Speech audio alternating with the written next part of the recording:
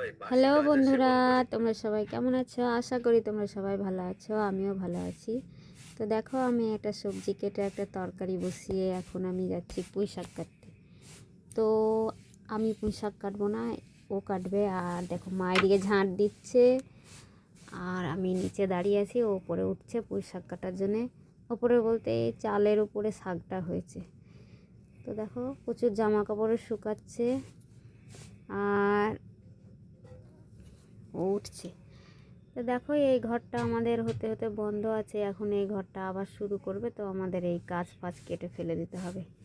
অনেক গাছ লাগিয়েছি, কিছু অনেক গাছ আবার ছাগলে খেয়েও নিয়েছে। তো পুঁই শাকটাই বেঁচে গেছে, যেহেতু এই চালের উপরে উঠে গেছে তাই।